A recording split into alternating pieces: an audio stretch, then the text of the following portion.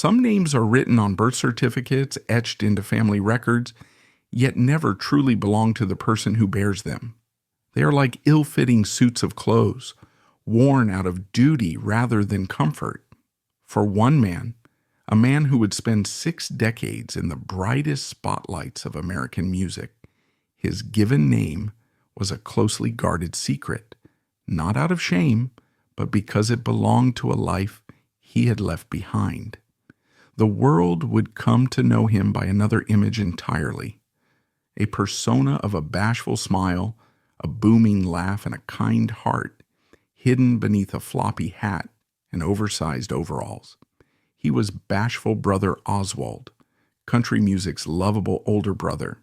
But before Oswald was born, there was Beecher Ray Kirby.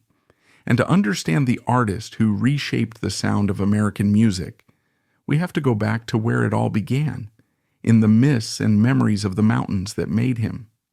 This is the story of his forgotten years, a journey from Appalachian obscurity to the brink of survival in the Great Depression.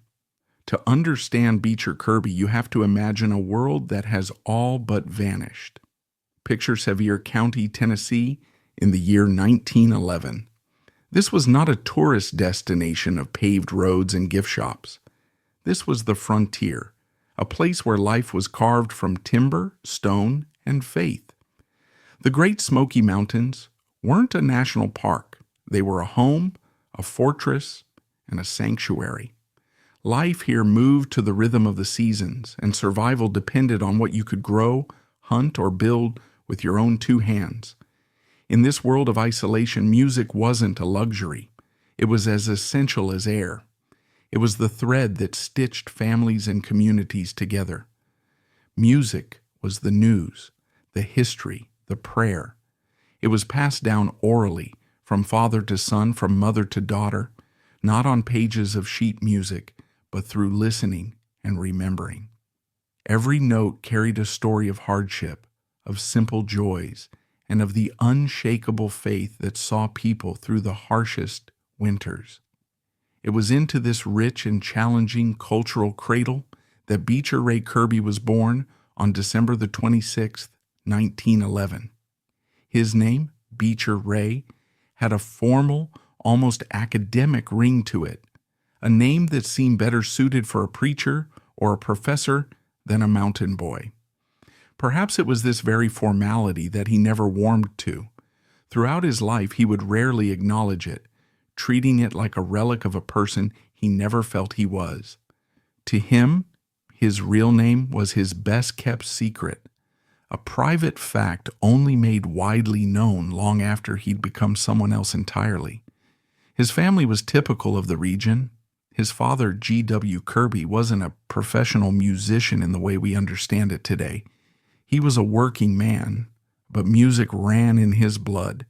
His fiddle and banjo weren't performance props, they were storytelling tools. After a long day in the fields, G.W. would take up his instrument, and the small Kirby home would fill with the melodies that had echoed through those hills for generations. For young Beecher, this was his first and most important classroom. He didn't learn music theory. He breathed music in.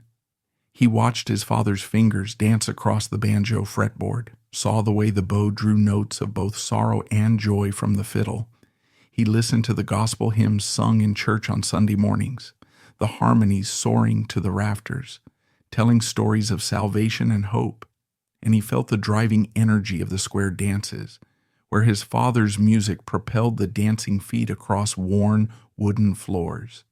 His foundation wasn't built on theory, but on feeling, on the gut-level understanding that music was the language of the human heart. As a boy, his own hands finally grew large enough to hold a guitar, then a banjo. He learned not by reading, but by imitation, by feel. He would sit for hours, trying to replicate the sounds he had heard his entire life. Before long, he wasn't just playing music, he was living it. By his teenage years, he was already a seasoned performer by his community's standards. He became a fixture at local square dances, often playing right alongside his father.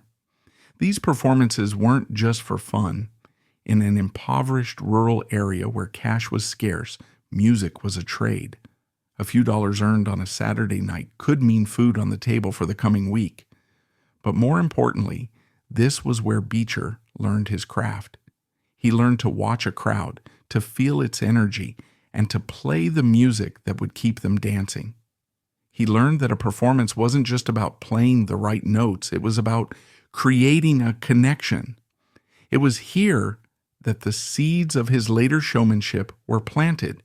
His timing, his ability to read an audience, and perhaps his use of humor to put people at ease. The quiet, reserved Beecher was learning to communicate without ever having to say a word. As beautiful as the mountains were, however, they could also feel like a cage. By the late 1920s, a new sound was sweeping across America. The roar of the northern factories was a siren song, promising a different kind of life, one with a steady paycheck, modern conveniences, and a future beyond the land your family had farmed for generations. The great migration of Southerners to the industrial North was underway, and Beecher Ray Kirby, like countless other young men, was swept up in the current. He left the only world he'd ever known, trading the misty peaks of Tennessee for the concrete smokestacks of Flint, Michigan. He traded his banjo for a spot on the Buick assembly line. The culture shock must have been immense. The rhythm of life was no longer set by the sun and the seasons, but by the punch clock and the relentless pace of the line. The sounds of home, the wind through the pines, his father's fiddle were replaced by the deafening roar of machinery and the shouts of foremen. For a time the dream seemed real. He had a job, a wage, and a place in the modern world. He was part of the great economic engine that was driving America forward.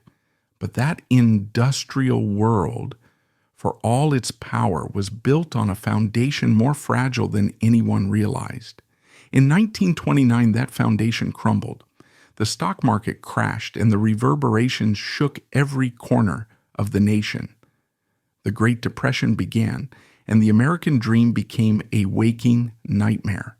The factories began laying off workers by the thousands, and Beecher Ray Kirby, who had traveled so far in search of security, found himself adrift.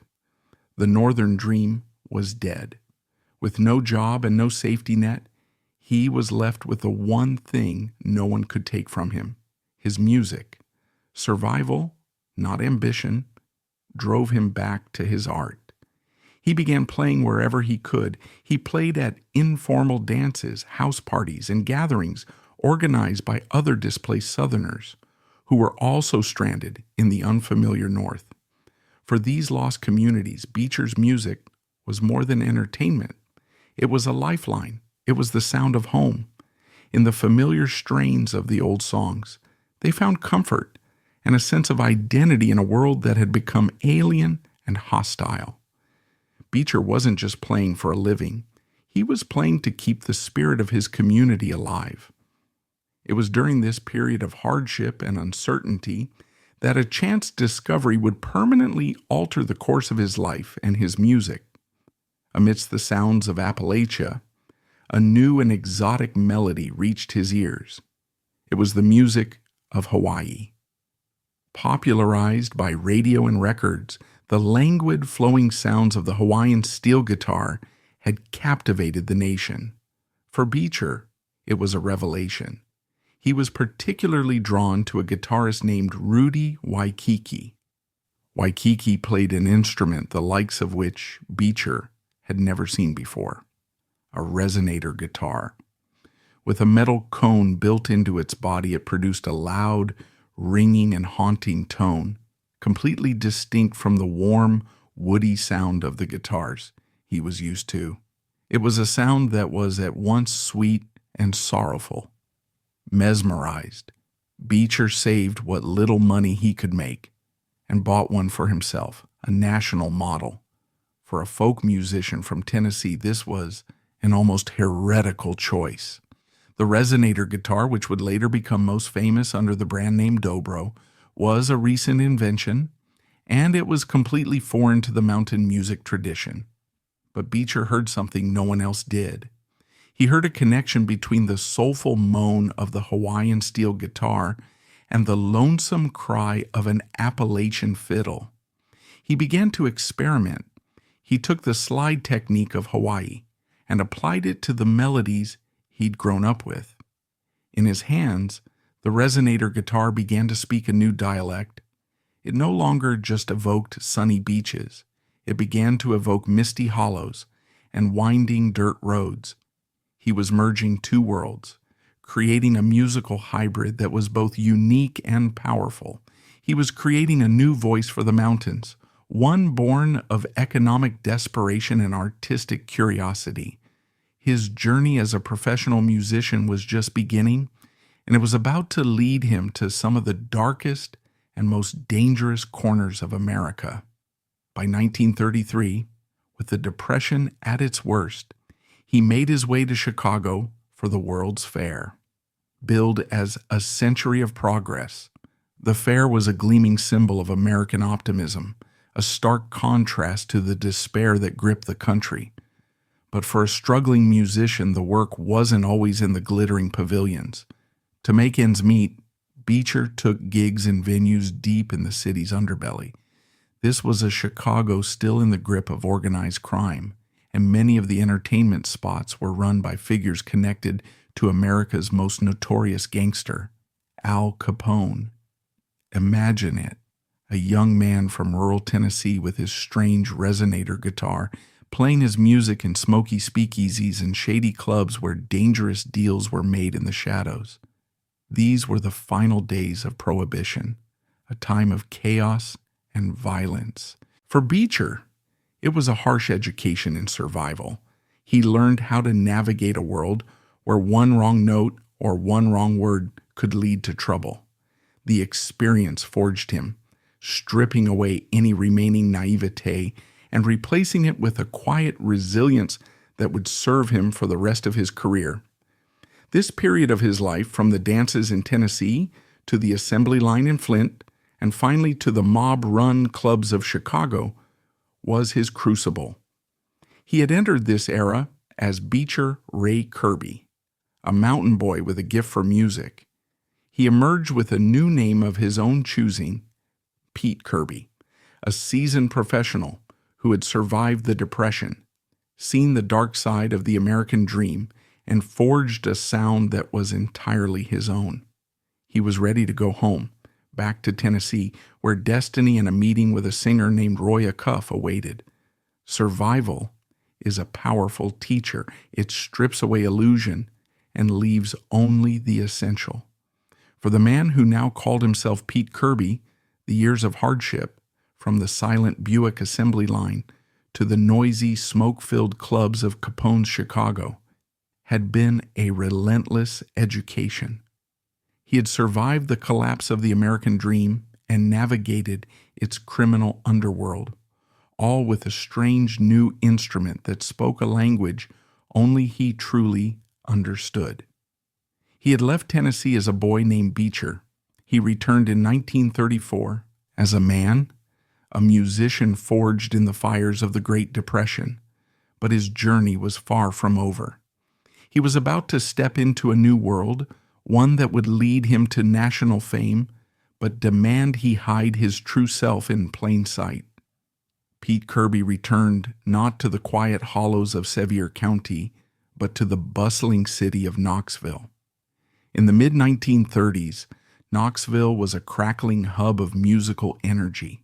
It was a magnet for talent from all over the Appalachian Mountains, a place where the raw, untamed sounds of the hills met the new technology of radio. Stations like WNOX broadcasted live music throughout the day, turning local performers into regional stars. For a musician like Pete, it was the perfect place to be. It was a step up from the barn dances of his youth, a professional world where his unique skills could finally be recognized.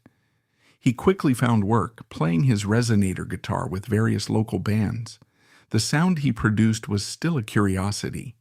It wasn't the sweet, familiar tone of a fiddle or the rhythmic drive of a banjo. It was something else, a voice that could slide between notes, crying with a human-like sorrow that stopped listeners in their tracks. He was building a reputation as a quiet professional, a man who let his instrument do the talking. He was honing the hybrid sound he'd discovered in his darkest days, a fusion of Hawaiian soul and Appalachian heartache. It was during this time that he crossed paths with a force of nature named Roy Acuff. At this point, Acuff was not yet the undisputed king of country music. He was a fiery, intensely ambitious singer and bandleader whose star was rapidly rising. Acuff was a traditionalist at heart, while other popular acts were leaning into the slicker, jazz-influenced sounds of Western swing. Acuff was a purist. He championed what he called mountain music, songs of faith, tragedy, and home, delivered with raw, unvarnished emotion. His band, then known as the Crazy Tennesseans, was gaining popularity for their passionate, high-energy performances. The story of their meeting is the stuff of legend. Acuff, ever the perfectionist, felt something was missing from his band's sound. He needed another voice, an instrumental texture that could match the deep emotion of his singing. When he first heard Pete Kirby play the dobro, it was a moment of revelation. He heard the sound of a train whistle in the lonely night, the cry of a mourner at a graveside, the soulful wail of a gospel singer reaching for a higher note. It was the sound of everything he was trying to express in his songs. It was the missing piece of his musical puzzle. Pete was hired on the spot. He joined Acuff's band, which, seeking a more respectable image, soon changed its name to the Smoky Mountain Boys. It was a perfect fit. Pete was not just a dobro virtuoso. He was a multi-instrumentalist who could seamlessly switch to banjo or guitar as needed. He was the band's secret weapon, the versatile craftsman whose playing gave the group its unique and unforgettable color. The chemistry was immediate. Acuff was the charismatic frontman, the heart and soul of the show. Pete was the quiet anchor, the man whose music gave that heart its voice. Together, they were unstoppable. Their popularity exploded across the region. And then the call came. It was the most important call a country musician in the 1930s could ever hope to receive.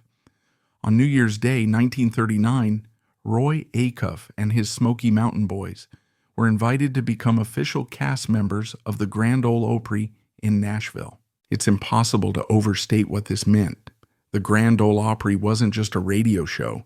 It was a national institution, the mother church of country music. Every Saturday night, its signal from WSM, a powerful clear channel station, blasted across most of the United States. To be invited to join the Opry was to be anointed. It meant you had arrived. It was the gateway from regional popularity to national stardom. For Pete Kirby, stepping onto that stage for the first time must have felt like entering another dimension. The raw, homespun music that had been born in the mountains, that had been his lifeline in the desolate North, was now being broadcast to millions of people in cities and towns he'd never even heard of. As he stood before that iconic WSM microphone, the sound of his dobro, that strange, beautiful sound he had cultivated through years of trial and error, flowed out across the airwaves into the living rooms of America. The mountain music of his father had gone national. It was in this exhilarating new environment that the most unexpected twist of his life occurred. The band had recently added a phenomenal banjo player, a young woman from the mountains of North Carolina named Rachel Veach. She was a powerhouse musician, but her presence created a delicate problem. In the deeply conservative culture of the late 1930s, the image of an unmarried woman traveling on the road with a group of men was considered improper, even scandalous. Roy Acuff, who was fiercely protective of his band's wholesome, family-friendly image, knew he had to solve this. His solution was born of practical necessity, not creative genius. He decided that Rachel needed a fictional chaperone on stage, a stage brother who could look out for her. He needed someone in the band to play this part. He looked around at his musicians, and his eyes landed on the quietest, most serious member of the group, Pete Kirby. Acuff asked Pete to create a comedy character, a goofy, simple-minded, protective older brother for Rachel. For Pete, a man who took his music with the utmost seriousness, the idea must have seemed absurd. He was a musician, not an actor, and certainly not a comedian. But Roy Acuff was the boss, and in the world of country music entertainment, you did what was needed for the good of the show. Reluctantly, he agreed. He rummaged for a costume, piecing together an identity from cast-offs, a floppy, worn-out hat, a pair of tattered overalls several sizes too big, and a pair of clumsy, oversized work boots. He needed a voice, a personality. He developed a trademark, a high-pitched, infectious cackle of a laugh that was the complete opposite of his own quiet nature. And with that, Beecher Ray Kirby, the boy from the mountains, and Pete Kirby, the master musician, disappeared. In their place stood Bashful Brother Oswald. It was only ever meant to be a temporary gimmick, a simple fix to a logistical problem. But something incredible happened. The moment Oswald shuffled onto the Opry stage, the audience fell in love with him. His shy, awkward demeanor and his booming laugh were the perfect comic foil to Roy Acuff's intensely serious and often heartbreaking performances. The show now had a new dynamic. Moments of deep pathos would be followed by bursts of hilarious slapstick. Oswald would bumble around the stage, tell a goofy joke, or let out his signature laugh, and the tension in the room would break, replaced by waves of affection. The character that was intended as a temporary disguise became an overnight sensation and a permanent fixture. The irony was profound. Pete Kirby, the quiet innovator, had finally reached the pinnacle of his profession, only to become famous for pretending to be someone he wasn't. The mask he wore on stage became more famous than the face beneath it. Life for Pete Kirby now became a study in duality. On stage at the Opry and on tour across the country, he was Oswald. He was the lovable clown, the simple man from the mountains who made millions of people smile. But the moment he stepped off stage, the costume came off, and he was once again Pete Kirby, the reserved and dedicated artist. There is little record of how he truly felt about this double life. He was an intensely private man, but it's hard to imagine there wasn't a part of him that felt a strange disconnect, watching the public embrace a caricature while his true artistic identity remained largely in the shadows. But those shadows could not obscure his musical genius. While Oswald was getting the laughs, Pete was changing the sound of country music. His dobro playing became the signature element of Roy Acuff's most iconic records. Listen to the haunting slides on Precious Jewel or the chilling siren-like wail that introduces Wreck on the Highway. That is the sound of Pete Kirby. It was a sound so new and strange that, as the band's fame grew, WWSM was flooded with letters from listeners across the country asking the same question. What was that funny-sounding electronic guitar in Acuff's band? They had no frame of reference for it. Pete Kirby, hidden behind the mask of Oswald, was introducing the sound of the dobro to mainstream America. The Oswald persona became so popular that it was an essential part of the band's brand. When Hollywood came calling, Oswald came too. In 1940, he appeared alongside the rest of the Smoky Mountain Boys in the feature film Grand Ole Opry, his bashful grin and ragged overalls immortalized on the silver screen. In just a few short years, Pete Kirby's world had been turned upside down. The musician who had played for spare change in the shadow of mobsters was now a national star, a beloved member of the most famous show in country music. He had found security and success beyond his wildest dreams, but it came with a strange condition.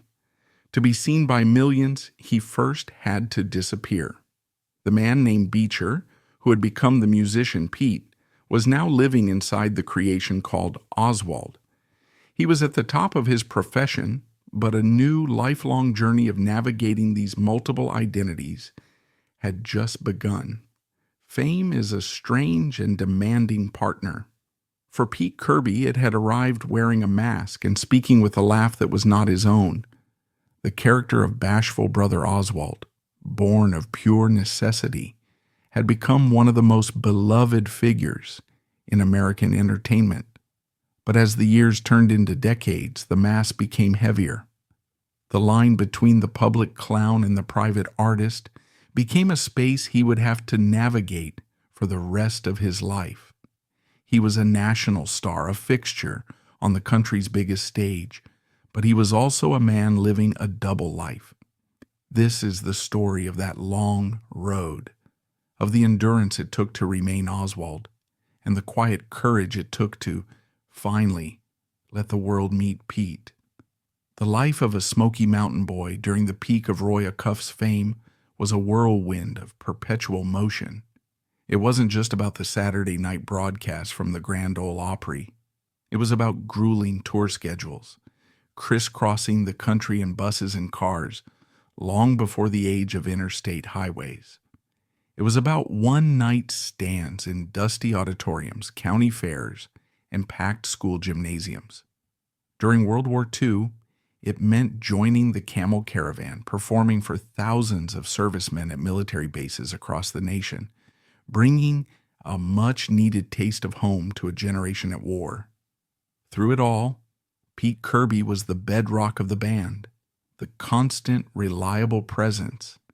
Night after night, year after year, he would pull on the tattered overalls and the floppy hat and become Oswald. He would play the part the audience expected, shuffling onto the stage, letting out that high-pitched cackle, and providing the comic relief that balanced Acuff's profound and often somber music.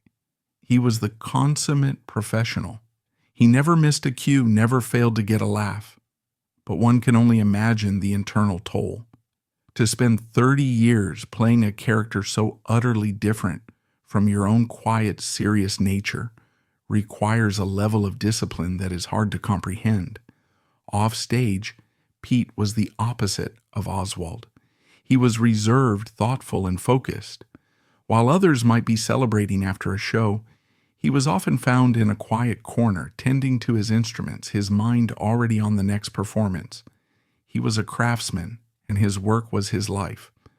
The comedy was a part of the job, but the music was his soul. His loyalty to Roy Acuff was absolute. He saw his role clearly, to support the star and to serve the music. He was the anchor in a storm of fame, a man who found stability in the routine of the road and the predictable comfort of his stage persona. For 2 decades, this was his reality. To the world, he was an unchanging, one-dimensional figure. Bashful Brother Oswald didn't age or evolve. He was a timeless piece of Americana. But the musician, Pete Kirby, was always there, listening, learning, and waiting.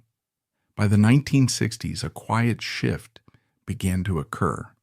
After more than 20 years of standing in Acuff's shadow, Pete Kirby took a tentative step into the spotlight on his own terms. In 1962, he went into a studio and recorded his first ever solo album.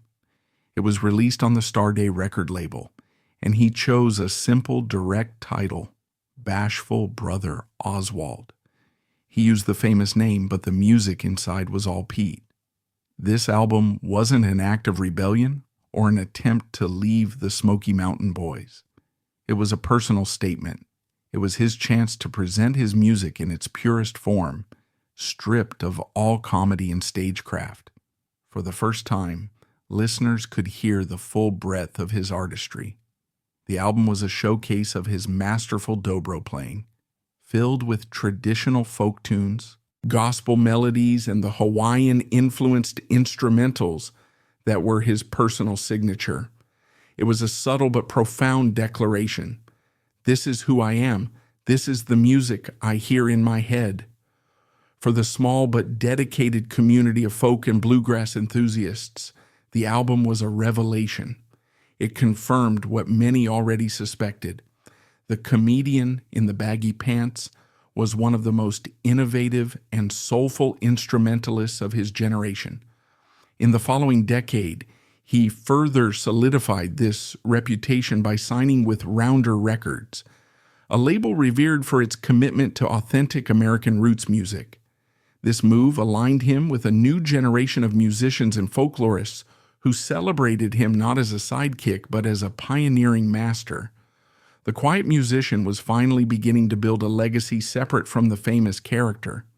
Then in 1972 came the moment that would reintroduce Pete Kirby to the world and bridge a cultural divide no one thought possible.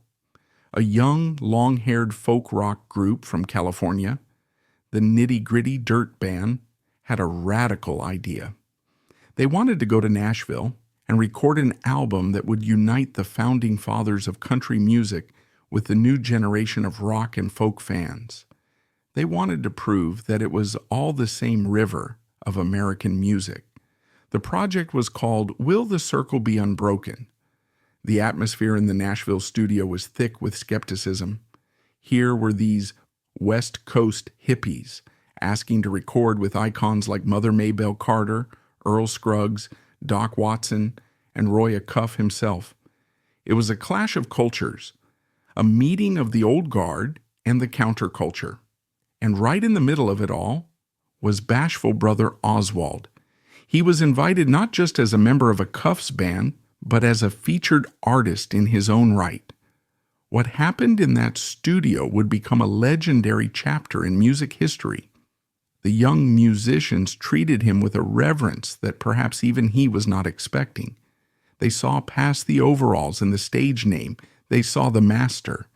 And in that atmosphere of respect, Pete Kirby delivered two of the most remarkable performances of his entire career. First, he was asked to sing a song. He didn't choose an old mountain ballad or a gospel tune. He chose The End of the World, a poignant pop hit from the early 60s. As the tape rolled, the studio fell silent. The man known for his goofy laugh stood at the microphone and sang this heartbreaking ballad with a tenderness and sincerity that was stunning. His voice, so rarely heard in this context, was revealed to be gentle, pure, and filled with a quiet sorrow. For the musicians in the room, it was a moment of profound revelation. The clown had a broken heart. The character was gone, and in his place stood an artist of incredible emotional depth. Then he recorded an instrumental. He called it Sailin' to Hawaii. As his steel bar slid across the strings of his dobro, he wasn't just playing a melody. He was telling his own secret origin story. The music was a direct tribute to the Hawaiian players like Rudy Waikiki, who had inspired him as a desperate, jobless young man nearly 40 years earlier. It was a full-circle moment, a quiet acknowledgement of the strange and winding path that had brought him here. He was honoring the source of his unique sound on one of the most important albums of the era. When Will the Circle Be Unbroken was released, it became a massive critical and commercial success. It was a landmark album that introduced a whole new generation to the pioneers of country and bluegrass. And for thousands of young listeners, it was their first time truly hearing Pete Kirby. They discovered him not as a comedic sidekick from their parents' generation, but as a venerable and deeply soulful artist, an elder statesman whose music was as authentic and moving as any they had ever heard. The Circle album changed how the world saw him. While he remained fiercely loyal to Roy Acuff and continued to play the role of Oswald at the Opry until Acuff's death, he was now recognized in a new light.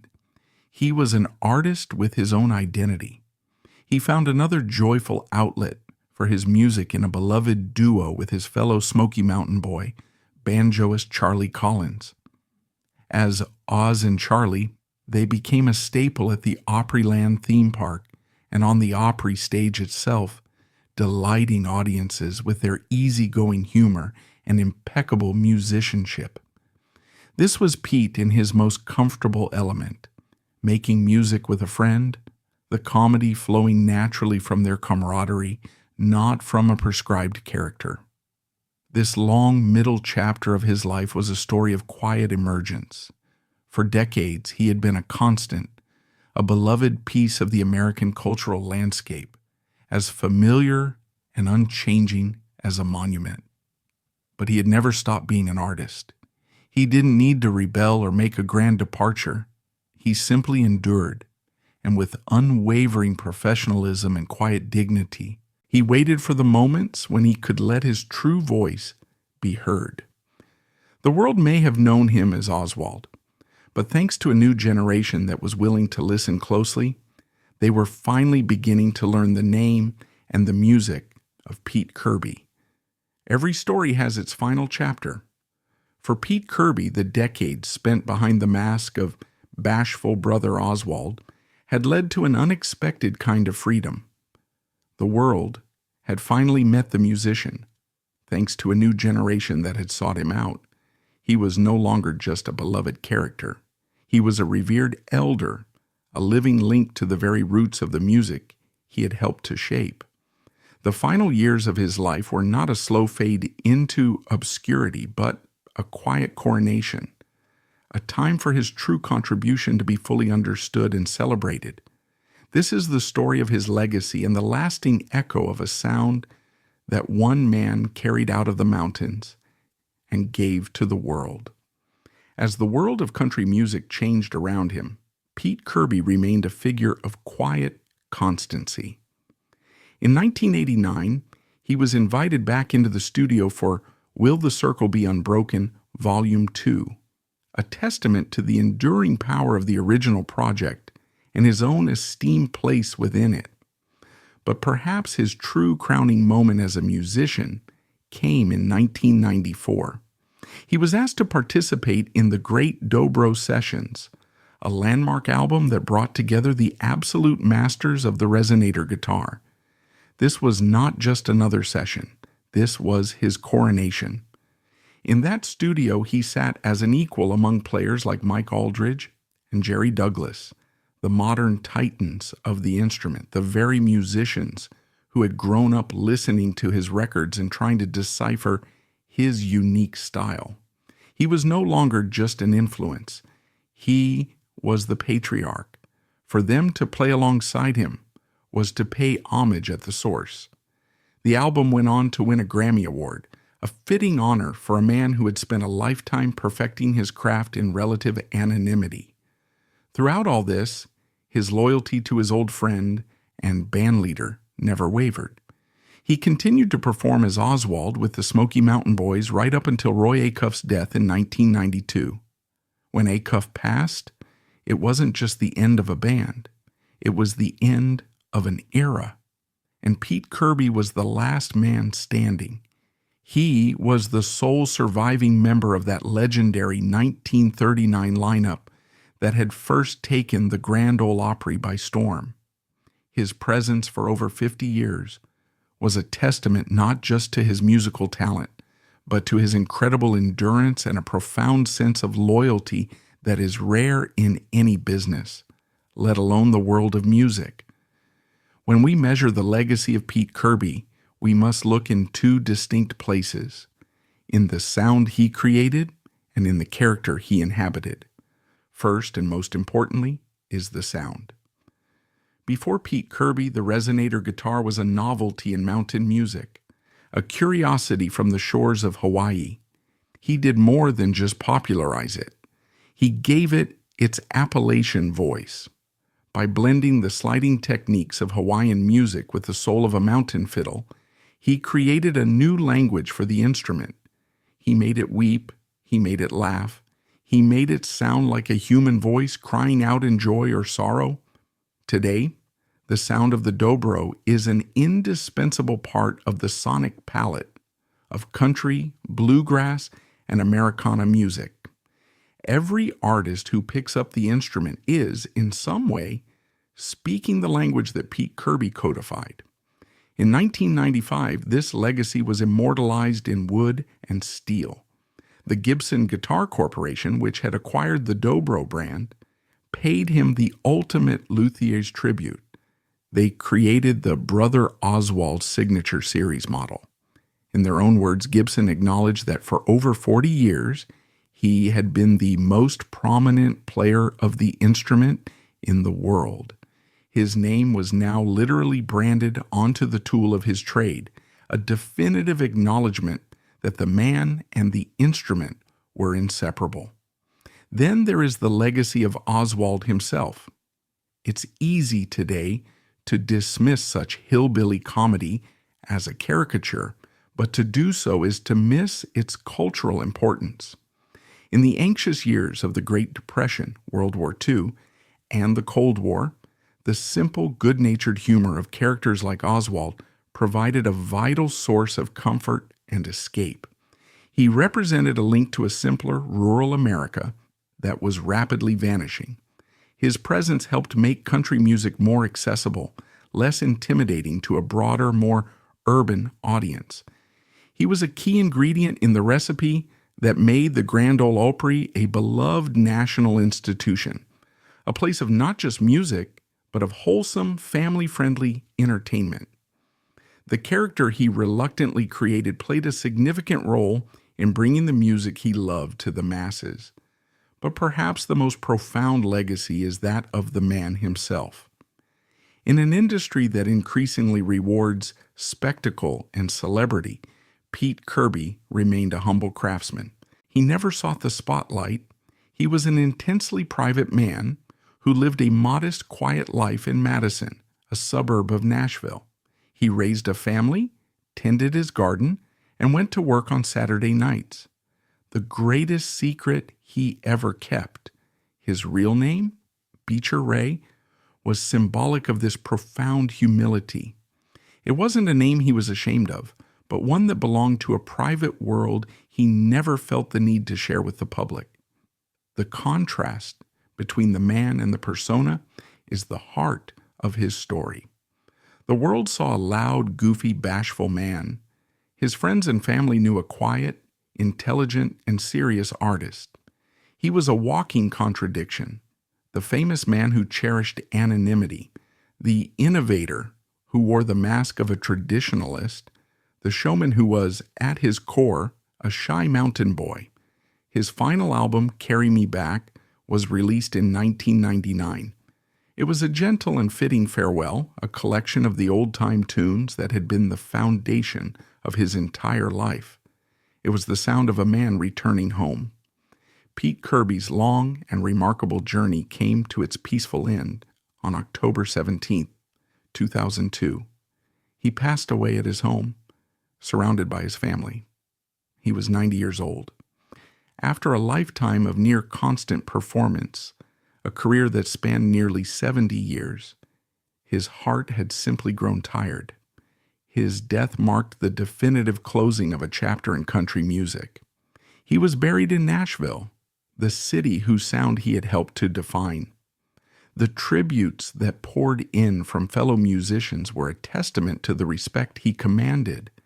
They mourned not just the loss of the funny character, but the silencing of a foundational instrument, the loss of a quiet pioneer whose influence ran deeper than most fans ever realized. In the end, the story of Beecher Ray Kirby is one of quiet triumph. It's a story about the enduring power of authenticity in a world that often demands performance. He wore a mask for most of his professional life, not to hide who he was, but perhaps to protect the quiet space where the real artist could thrive.